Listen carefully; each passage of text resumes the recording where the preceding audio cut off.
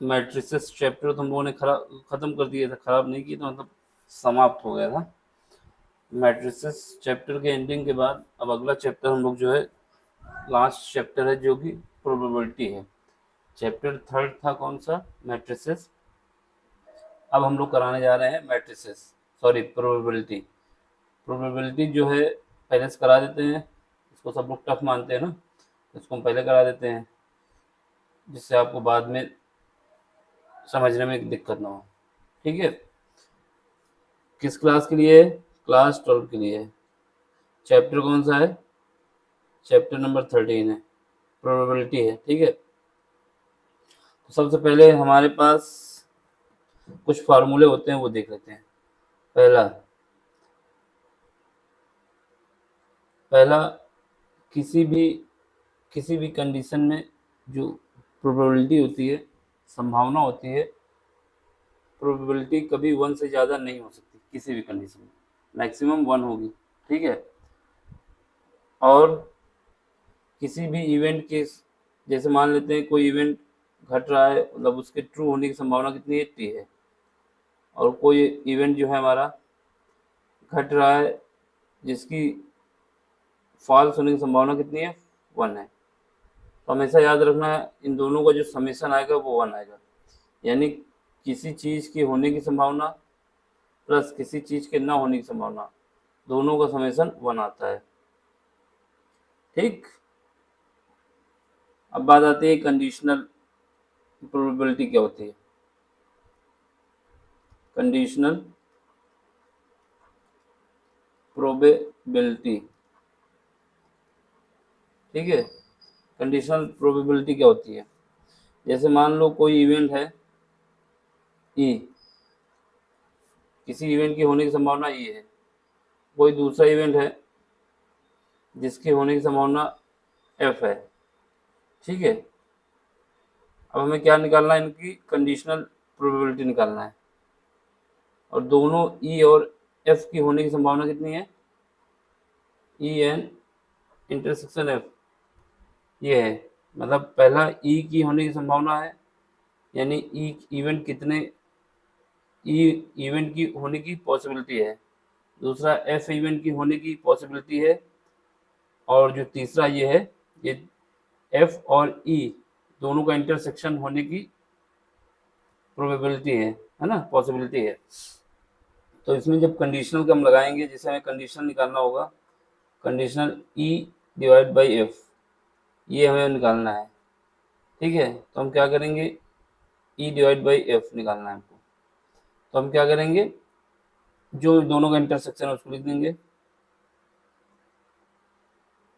E intersection F divide by, ये याद रखना जब हमको ई को निकालना है कि ई की जो है कंडीशनल प्रोबेबिलिटी क्या होगी, ई इवेंट की होने की पॉसिबिलिटी क्या होगी, ई डिवाइड बाई एफ निकालना होगा। ई की जब बोलेगा तो ई डिवाइड बाई एफ निकालना होगा। तो ये याद रखना कि जिससे डिवाइड किया गया है उसी से डिवाइड कर दिया जाएगा, यानी इसकी प्रोबेबिलिटी से डिवाइड कर दिया जाएगा।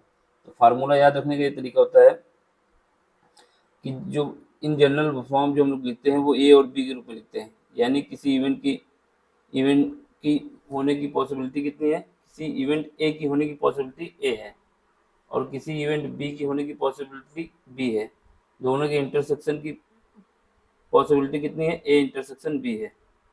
तो अगर हमको ए इवेंट की होने की पॉसिबिलिटी, कंडीशनल पॉसिबिलिटी निकालना है, ए इवेंट की होने की कंडीशनल पॉसिबिलिटी निकालना है, तो पी डिवाइड बाई ब्रैकेट के अंदर पी हो जाएगा प्रोबेबिलिटी। और ए की निकालना है तो ए को ऊपर रखेंगे और बी को नीचे रखेंगे, और इसको ऐसे लिखेंगे। ठीक है, पी ब्रैकेट में ए डिवाइड बाई बी, तो क्या होगा, ये इसको पढ़ा जाएगा ए की होने की कंडीशनल प्रोबेबिलिटी। तो इसको कैसे निकालेंगे, A intersection B divide by जिससे डिवाइड है उसी की पॉसिबल, यानी बी दिगा। ठीक है, अब अगर हमको ऐसे निकालना हो कि बी की कंडीशनल प्रोबेबिलिटी क्या होगी, तो क्या करेंगे, दोनों का इंटरसेक्शन डिवाइड किससे करेंगे, जो डिवाइड पे है, यानी ये याद रखने का तरीका है। अगर ए की निकालना है तो नीचे क्या आएगा, जो प्रोबेबिलिटी है बी की अगर बी की निकालना है तो नीचे क्या आएगा, जो पॉसिबिलिटी है या प्रोबेबिलिटी है ए की। दोनों के केस में इंटरसेक्शन वाला तो ऊपर कॉमन ही रहता है, उसको याद रखना नहीं है।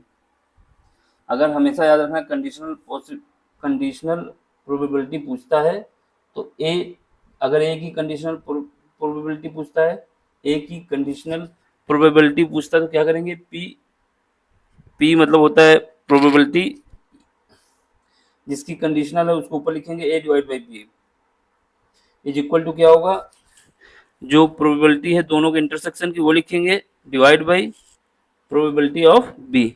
अगर बी की कंडीशनल प्रोबेबिलिटी पूछता है तो क्या करेंगे, पी ब्रैकेट में B divide by A is equal to, दोनों का इंटरसेक्शन क्या है, P intersection A into B, sorry intersection B, divide किससे करेंगे, ए से डिवाइड करेंगे। ठीक है, तो यही दो फार्मूले यूज करने हैं। अभी इसके क्वेश्चन लगाते हैं। ठीक है, चलो फिर क्वेश्चन लगाते हैं। कौन से दो फार्मूले याद होने चाहिए हमें, पहले जो दो फार्मूले हैं ये दोनों याद होने चाहिए। ठीक, जनरल फॉर्म है ये, in general.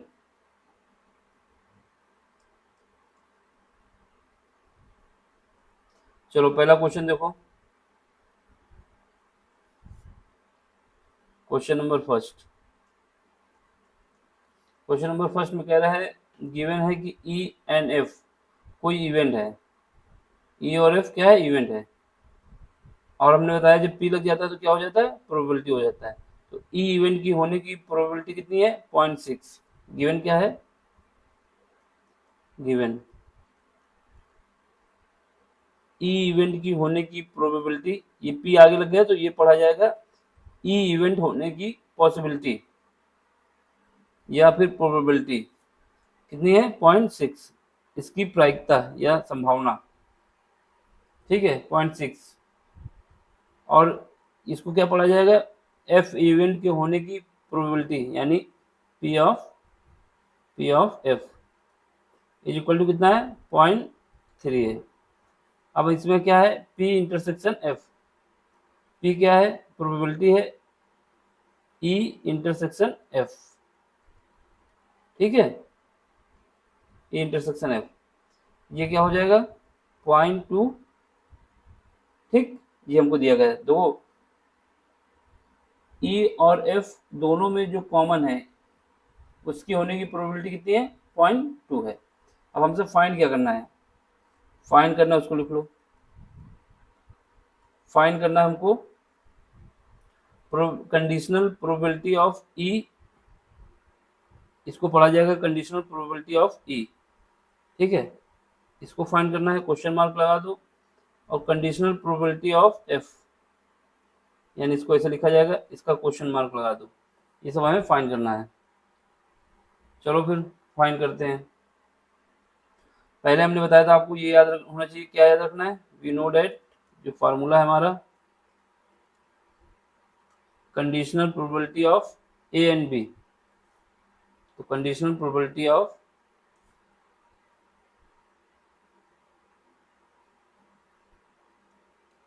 Conditional probability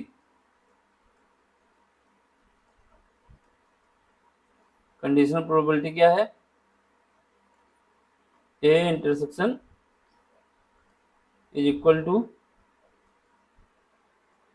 A B divide by B.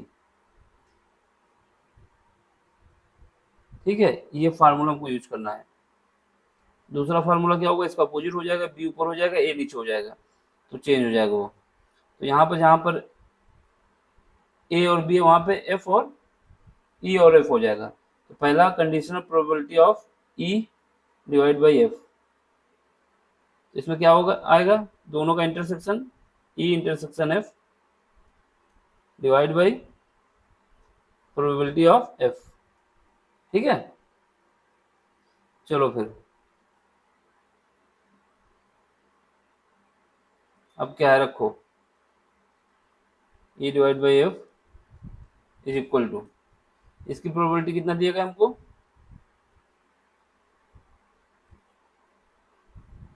ये क्या है इंटरसेक्शन 0.2 और ये इंटरसेक्शन है और एफ का कितना 0.3, ऊपर क्या आ जाएगा 0.2, नीचे क्या आ जाएगा 0.3, पॉइंट से पॉइंट हट जाएगा तो क्या बचेगा 2/3। तो इसकी ये हो गई। दूसरा पार्ट क्या है एफ डिवाइड बाई ई, तो इसमें क्या होगा दोनों का इंटरसेक्शन, ये इंटरसेक्शन का निशान है,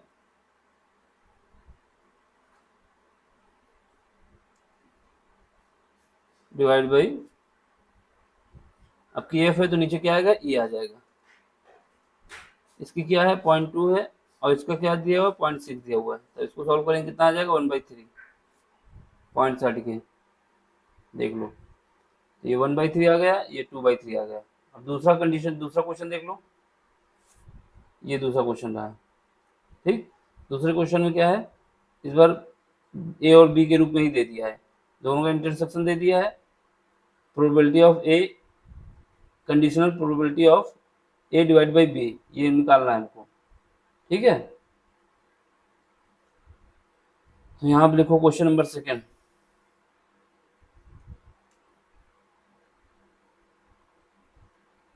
क्वेश्चन नंबर सेकेंड, इसमें क्या है given P of A, P of A कितना दिया है, पी ऑफ ए नहीं दिया, पी ऑफ बी दिया है और पी ऑफ इंटरसेक्शन ए और बी दिया है, यहाँ पे बी बना लो, क्योंकि हमको जो निकालना है उसमें पी ऑफ ए की जरूरत नहीं है, इस वजह से नहीं दिया गया। पी ऑफ बी दिया हुआ है और ये कितना है गिवन, देखो ये 0.5 और वो ये जो दिया इंटरसेक्शन 0.32, 0.5 और जो इंटरसेक्शन दिया गया है ए इंटरसेक्शन, ठीक है। हमें निकालना क्या है P of conditional probability of A, तो दोनों का इंटरसेक्शन निकाला जाता है, सीधे फार्मूले में रखना है और पी ऑफ बी निकाला जाता है। जो दिया है हमें क्या है 0.32 दिया हुआ है, यहाँ पे 0.5 दिया हुआ है, 0.5 से हट जाएगा, जीरो लगा दो यहाँ पे, ये हो जाएगा 16 डिवाइड बाई 25, ठीक है। ये याद रखना, अगर प्रोबेबिलिटी की वैल्यू 1 से ज़्यादा आ रही तो क्वेश्चन तुम्हारा गलत होगा, कहीं पर कैलकुलेशन गलत किया होगा। किसी भी कंडीशन में 1 से ज़्यादा नहीं आ सकती, 1 से कम ही आएगी, 1 के बराबर आ सकती है। क्वेश्चन नंबर 3 देखो, अब इसमें क्या है, हमें गिवन क्या है, ये सारे क्वेश्चन फार्मूले बेस है, यहाँ पे गिवन है, इसको हटा दें, यहाँ से बंद कर दें, कन्फ्यूजन ना हो। पी ऑफ ए दिया हुआ है, प्रोबेबिलिटी ऑफ ए कितना है 0.8, प्रोबेबिलिटी ऑफ बी दिया है कितना 0.5, प्रोबेबिलिटी ऑफ ए बी दिया है कितना 0.4। फाइंड क्या करना है, पहला पार्ट फाइंड करना है P of intersection B question mark, फिर उसके बाद सेकेंड पार्ट फाइंड करना है हमको probability of A divide by B question mark, फिर उसके बाद तीसरा पार्ट फाइंड करना है हमको ए यूनियन बी, ठीक। ये सब क्वेश्चन मार्क हैं, फाइंड करने हमको। देखो एक फार्मूला ये भी होता है हमारे पास, A union B is equal to, formula क्या होता है probability of A plus probability of B minus दोनों का इंटरसेक्शन की जो प्रोबेबिलिटी होती है उसको घटा देते हैं। यानी अगर हमको यूनियन, अगर यू सीधा है तो यूनियन है, अगर यू उल्टा है तो इंटरसेक्शन है। तो हमारे पास ये यू बना हुआ है, यहाँ पे यू भी नहीं है, यू किस साइड, तो probability of A union B, probability of A union B यानी प्रायिकता जो है हमारी ए और बी की, इज इक्वल टू क्या आएगा probability of A plus probability of B minus probability of A intersection B, ये एक फार्मूला होता है, ये भी याद होना चाहिए, इसमें यूज होगा ना। पहला पार्ट क्या है, हमको फाइंड करना है इंटरसेक्शन इनका, और हमारे पास गिवन क्या है, पी ऑफ ए और पी ऑफ बी भी दिया है, और हमें conditional probability of be the है। तो कंडीशनल प्रोबेबिलिटी ऑफ बी पहला पार्ट देख लो, कंडीशनल प्रोबेबिलिटी ऑफ बी, इसको ऐसे लिखा जाता है, ठीक है। ये क्या होगा, इक्वल के probability of A intersection B divide किससे करेंगे, प्रोबेबिलिटी ऑफ ए से। अब हमको यहाँ पे ये गिवन है और ये गिवन है, इंटरसेक्शन नहीं गिवन, तो जो गिवन है उसको लिख दो यहाँ पे। ये क्या गिवन है, इंटरसेक्शन, इंटरसेक्शन नो गिवन है, सॉरी, हमको जो गिवन है वो लिख दो, ये गिवन है, ये कितना है, point, conditional probability of B कितना है, 0.4, ठीक है। इन दोनों का इंटरसेक्शन हमको नहीं गिवन, ठीक। डिवाइड किससे करोगे, प्रोबेबिलिटी ऑफ ए कितना है, 0.8 है, तो इसका जब क्रॉस मल्टीप्लिकेशन करोगे तो probability of A intersection, sorry यहाँ नीचे लिख दो, तो यहाँ पे probability of A intersection B कितना आ जाएगा, 0.32, तो ये हमारे पास आ गया 0.32, ठीक है। अब सुनो, पहला हुआ, दूसरा पार्ट क्या है, हमको अब ये फाइंड करना है conditional probability of B, sorry A, conditional probability of A, conditional probability of A is equal to क्या लिखेंगे, दोनों का इंटरसेक्शन डिवाइड बाई, डिवाइड क्या है, प्रोबेबिलिटी ऑफ बी, जिससे डिवाइड होता है उसी को रखा जाता है, यहाँ पे डिवाइड बी है तो बी लिखेंगे, ठीक है। अब यहाँ पे देखो, यहाँ पे हमने इंटरसेक्शन निकाल लिया, कितना निकाला है, 0.32, और ये बी की प्रोबेबिलिटी हमको दिया गया 0.5, तो ये लिख दो 0.5, जब इसको सॉल्व करेंगे तो कितना आ जाएगा, एक जीरो बढ़ा दो यहाँ पे, दशमलव से दशमलव हट जाएगा, पॉइंट से 16 2 से डिवाइड करेंगे तो ये आ जाएगा 25, तो ये आ जाएगा।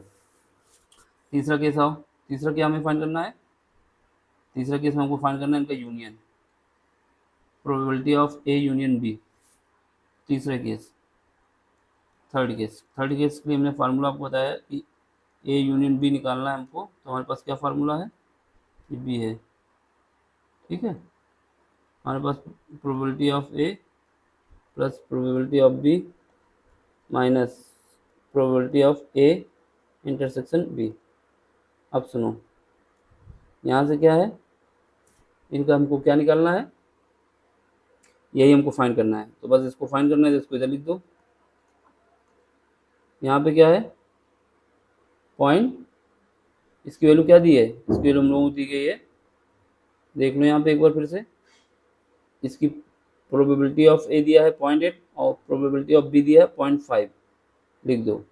यहाँ पे क्या है 0.8, यहाँ पे 0.5 माइनस इंटरसेक्शन इनका कितना निकाला हमने, पॉइंट ये निकाला है 32, इसको सॉल्व करो 1.30 माइनस 0.32 इज इक्वल टू, यहाँ पे क्या आएगा 0.98, तो यहाँ पे हमारे पास आ जाएगा probability of A union B is equal to आ जाएगा 0.98।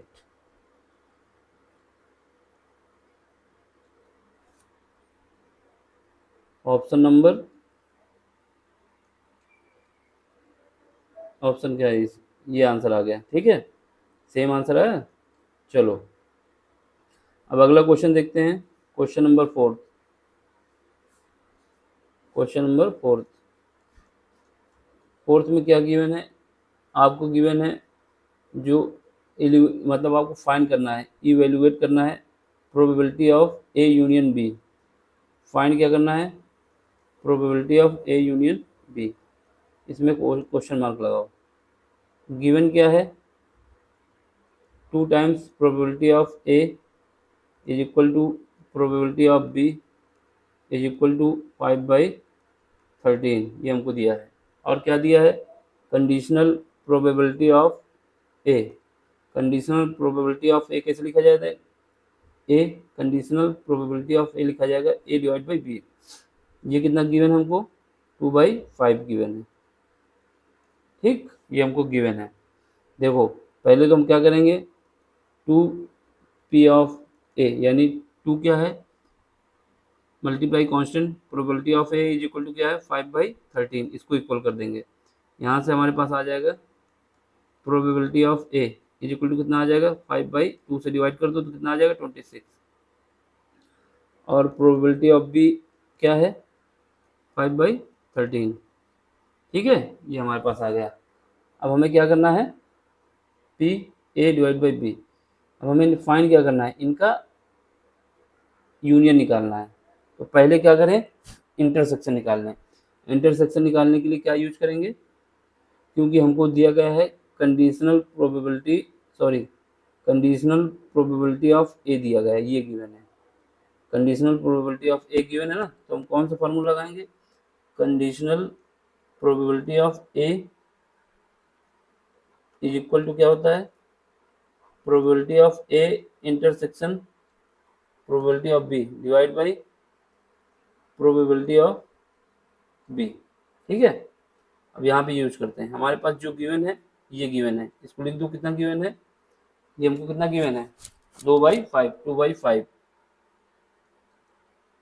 ठीक है, और ये कितना गिवन है, इंटरसेक्शन हमको पता नहीं है, तो यही हमको फाइंड करना है यहाँ पे।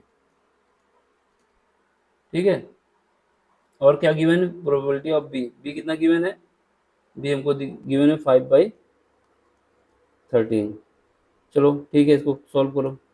यहाँ से क्या करेंगे, जब इसको सॉल्व करेंगे तो ये इधर मल्टीप्लाई हो जाएगा, यहाँ 2/5 ये वाला पूरा पार्ट जो है इसमें मल्टीप्लाई हो जाएगा लेफ्ट साइड में, तो यहाँ पे क्या आएगा 5/13 इज इक्वल टू क्या आएगा, intersection of probability of intersection A and B.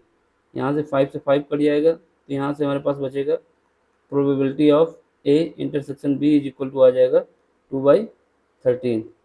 ये हमारे पास आ गया।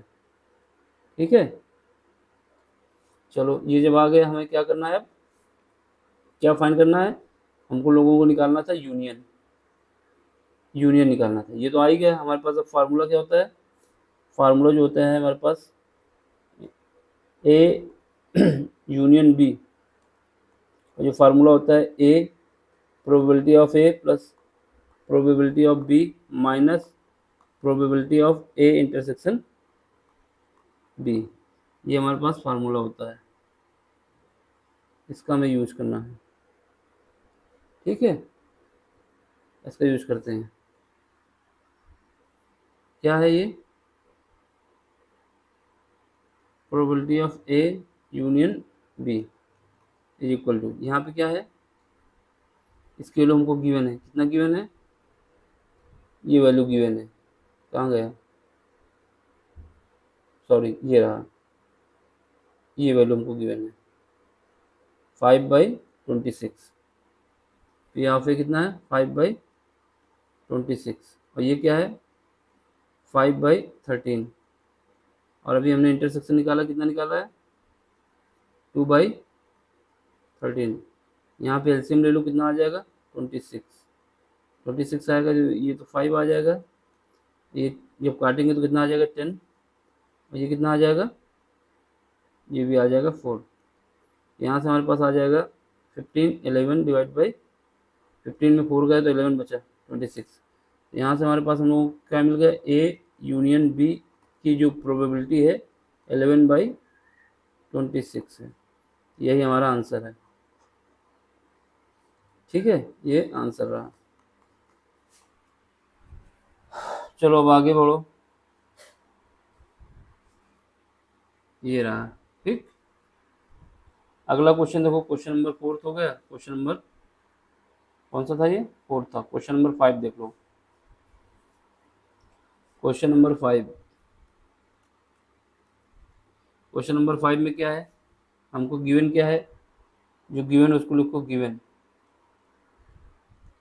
गिवन है हम लोगों को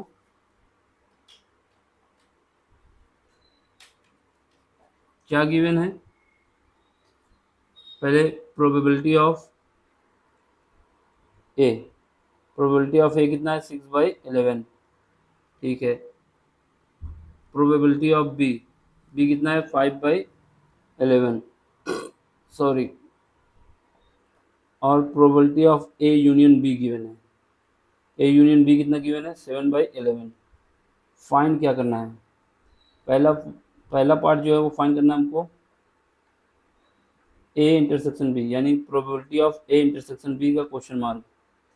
सेकेंड पार्ट क्या फाइंड करना है, probability of A intersection B is equal to conditional probability of, sorry ये है क्या, probability of conditional probability of A, इसको पढ़ा जाएगा conditional probability of A.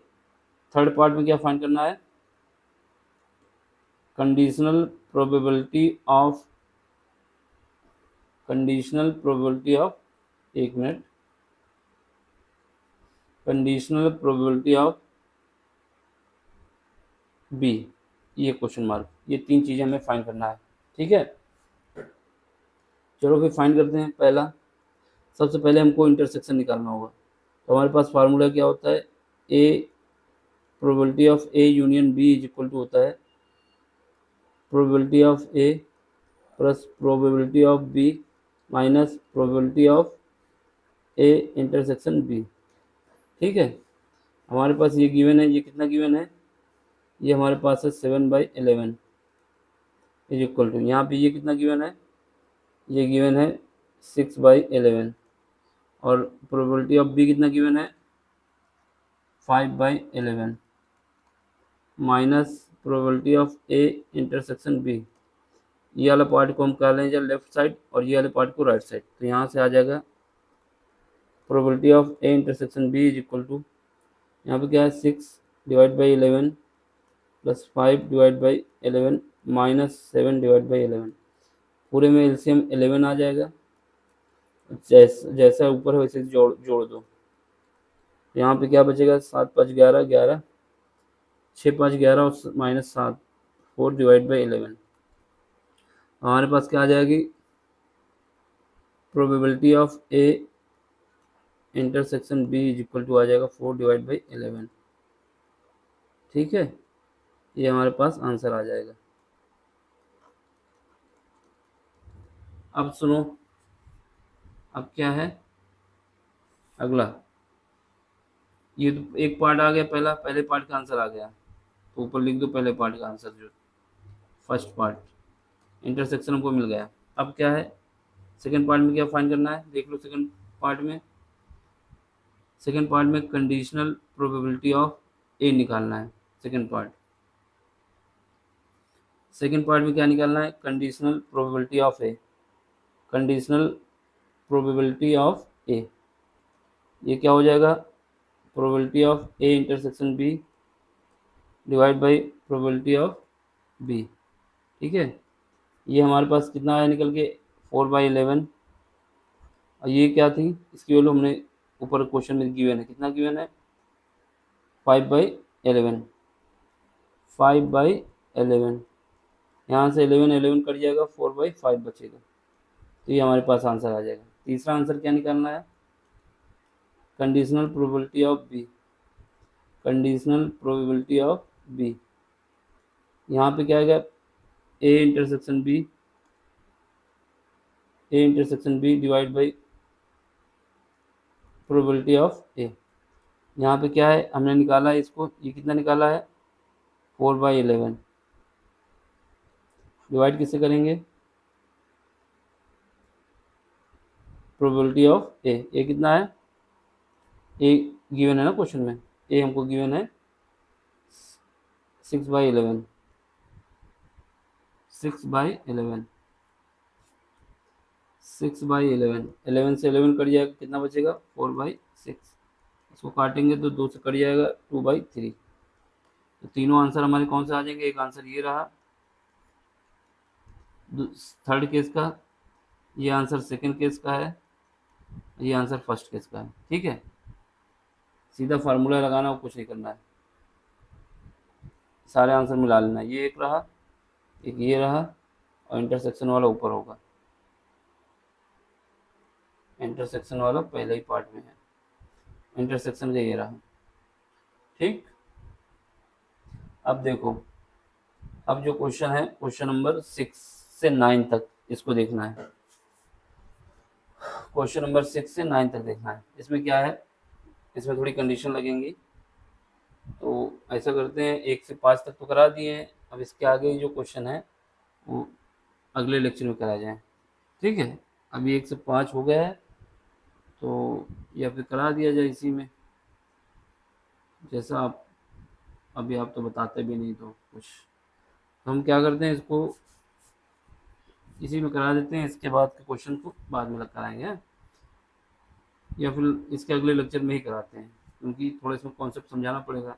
Concept क्या है कि वही एट मोस्ट क्या होता है, एट लीस्ट क्या होता है, एट लीस्ट 1 क्या होता है, एट मोस्ट 2 क्या होता है, ये सब समझाना पड़ेगा। ठीक है, तो ऐसा करते हैं, इसको अगले ही लेक्चर में मिलते हैं। समझ में आए तो सब्सक्राइब करें, शेयर करें, लाइक करें। ठीक, नहीं समझ में आए तो कमेंट्स करें, और समझ में आता है तो कमेंट्स भी करें। Thank you for watching.